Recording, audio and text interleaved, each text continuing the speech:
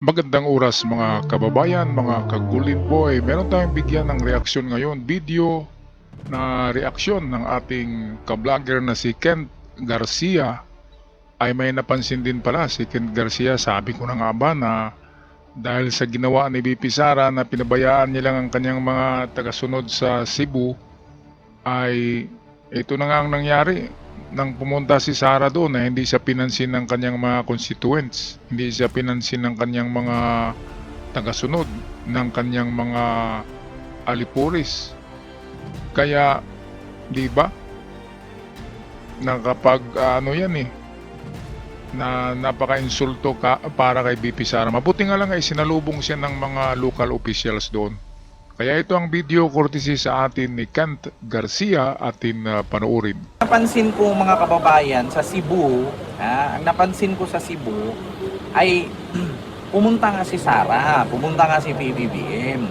Ang nangyari kasi mga kababayan, si Sara po ay hindi pinansin.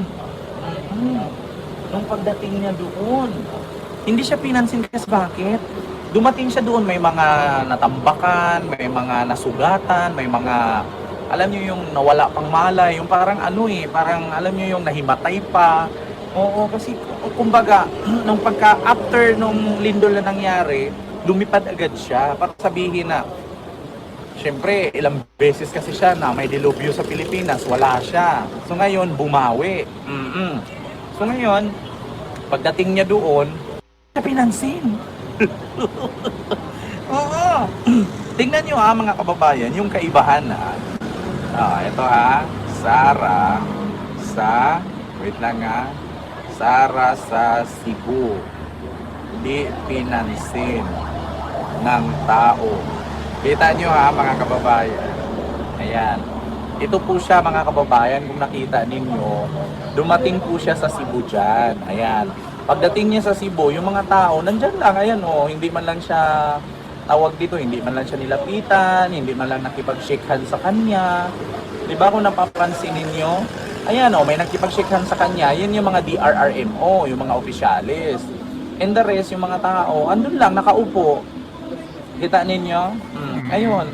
Parang wala nga, no? Parang multo lang, di ba? Parang espiritu lang Si BP Sara parang invisible man. Hindi nakikita kasi nagtampo yung kanyang mga alipuris Yung mga didiis dyan, sa palagay ko baka hindi mga didiis yan. Pero karamihan nga sabi kahit na mga didiis daw ay kumambyo na. Naging BBBM na ngayon.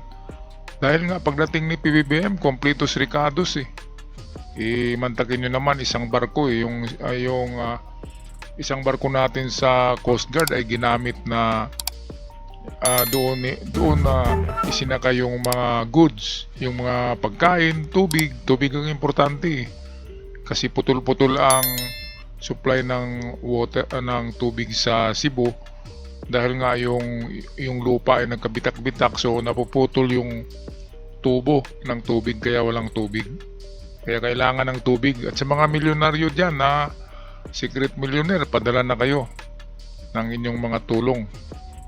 Kung ako lang yung kagaya ni Manny na mayaman, o yung mga diskaya ang yaman-yaman ng mga diskaya, meron palang 300 billion na nakulimbat yan sa kanilang scam projects. Yan yung ano ngayon, computation ng DOJ. At para ano sila dyan, sila diskaya pwede nilang isuli yung 300 billion. Yun yung sa panahon ng 2016 hanggang sa ngayon na computation ng kanilang kinita sa flood scam. Kaya kay BP Sara, ang layo-layo niya kay PBBM Mantakin yung bumisita siya wala siyang dala kahit na isang tinapay. Kaya sinong lalapit sa'yo, di ba? Kung wala nga lang tinapay, dapat nagdala siya ng bandol-bandol na pera. Dami namang pera niya galing sa kanyang bagong budget ngayon na taon na 900 million daw pesos ang budget ni BP Sara sa bagong budgeting ng GAA. Pero kahit 100 million doon hindi niya Hindi niya dinodonate dito eh. Alam niya naman na ang Cebu ang nagpapanalo sa kanya sa pagka-vice president. Tsaka of course, Mindanao. Mabuti pa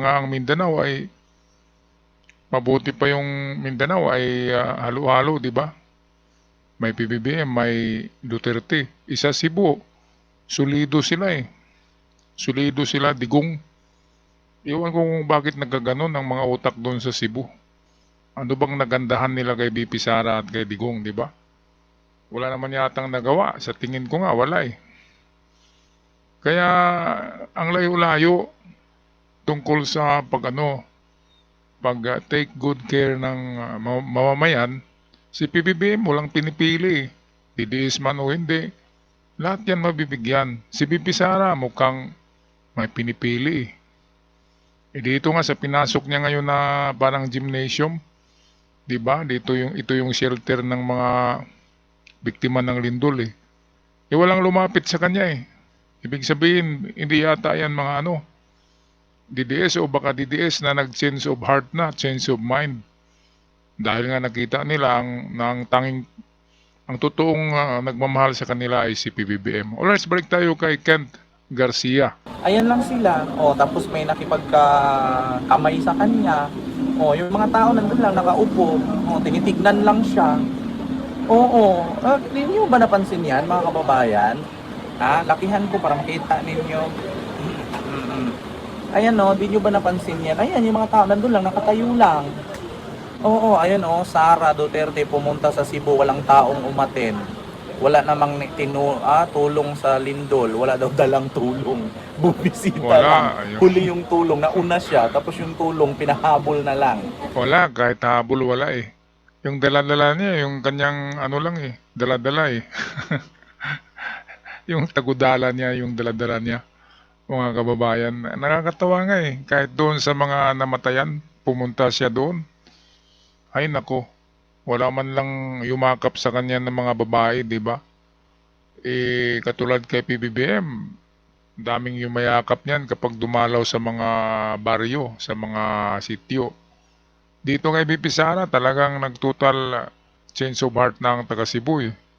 Kung may natira man dyan, ay kukunti na lang, yung kanyang mga leader na lang. Pero sa Mindanao, of course, sa Davao ay pugad talaga yan ng mga makadigong. Pero the whole of Mindanao ay hindi. Dito sa amin ay mahina si Digong eh. Mahina siya dito. Kaya ito yung makikita na natin kung ano ang popularity ni BP Sara ngayon. Nasisira ang pangalan niya dahil sa lindol. Dahil sa dumating siya sa Cebu na hindi siya ready. Dapat kasi parang gera yan eh. Pag pumunta ka ng bakbakan, dala ka ng mga armas mo tsaka bala. Siya dumating walang armas at bala eh. O kahit katulad lang kay Manny Pacquiao na bawat tao ay may 1,000. Diba? Noon kapag dadalaw si Manny sa mga baryo, sa mga lungsod, ay tig 1,000 ang bawat isa eh. Pumipila. Maganda na yun kasi ang dala mo magaan lang pera lang eh. Kaysa magdala ka ng mga sardinas tsaka bigas. Importante ang pera kasi kung may pera, makakabili sila. Makakabili ng pagkain. Alright, tapusin na natin tong reaction video ng ating ka-vlogger na Kent Garcia. Kudos kay Kent. Gusto ko kasi ito kung talagang bumaba na tong si Kent sa mga sa mga DDS. Kaya isa rin ito sa paborito kong vlogger. Okay, patuloy tayo sa video. Kinarga ng mga orange na dump truck. Nakita ninyo, yung mga tao tingnan nyo, hindi pinapansin. Walang kibo. Yung parang nakakita lang sila ng normal na sa amin yan. Di ba? Di ba? Kita nyo mga kababayan, sanay na kasi yung tao. Di ba? Di parang nakita lang nila na parang, si Sara, tagal na namin nakita yan, nandiyan na yan. So, ayan nga. Ito yung resulta ng mali niyang approach sa Kasi nangyari na yan dito sa amin noong 2022 nang magbagyo ng super typhoon, yung Odette na bagyo. Yung isang politiko dito ay yung dumating na mga tulong ay hindi niya binigay sa syudad. Pero binigay niya doon sa kanyang hometown. Yung mga dala-dala ng helikopter ang dami-dami nun. Kaya ang nangyari pagdating sa eleksyon natalo yon na politiko. Yung mga taga Surigao, alam nila yan kung sino yan. Ngayon, iba na ang nakaupo. Ang mga barbers na. Natalo nila yung dating malakas na pamilya dahil doon sa bagyo na hindi nila inaasikaso ang Surigao City. Kaya pagdating sa eleksyon, ang Surigao City bumaliktad, ay nanalo ang kabilang grupo, kabilang partido, di ba? Ganito rin to kay BP Sara. Hindi niya inaano hanggang pakanta-kanta lang siya dahil sa kanta-kanta niya, nasunog ang Davao baka, baka pati Davao nabawasan na ng solidong DDS dahil dun sa sunog, grabe. 800 families, no? 400 houses ang nasunog. Dahil sa kanyang kanta-kanta na kanta pala yun ng mga demonyo kaya pala nagdadala ng sunog. Grabe. Kawawa yung hindi DDS Okay lang kung yung nasunog ay mga kampo ng Satanas. Maraming nasunog doon na hindi DDS Ewan ko lang. Hindi natin sure yan. Pinagtatawanan kasi nila ang si PBBM, itong kanilang BP Sara ay daw ng impyerno, presidente. Kaya yung kantang-kanta nila, apoy na hindi na mapapatay, hindi na mamamatay na apoy. Ibig sabihin yan, yun yung apoy sa impyerno, yung lake of fire na sinasabi sa Biblia na gawa sa asupre, hindi na mamatay yung apoy na yun. So kung may apoy na hindi na mamatay, yun yung apoy sa impyerno. Kaya napakadelikado yan, gawa ng lyrics tapos kanta-kantahin mo. Magiging chant kasi yan. Kaya nga kung magsimba tayo'y kumakanta ng chanting.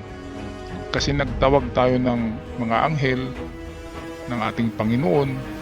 Kaya nagcha-chant tayo. Ganon din yung ginawa ni Sara, parang nag-chanting siya. Pero yung chinachant niya ay apoy So ibig sabihin, impyerno ang tinatawag niya. Kaya dumating ang impyerno. At ano bang impyerno? Mainit na apoy yan. Kaya sunog ang resulta. So ayan na. Talagang pati langit galit na sa kanila Grabe tong mga taong to.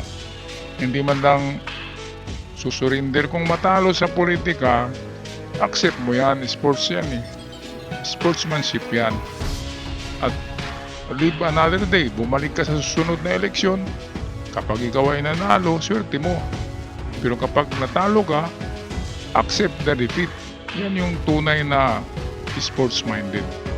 Okay, ako'y magpapaalam na. Maraming salamat kay Kent Garcia at sa ating mga bagong bisita. Maraming salamat. Huwag kalimutan mag-subscribe. At sa aking mga followers, maraming salamat. Hanggang sa muli, paalam.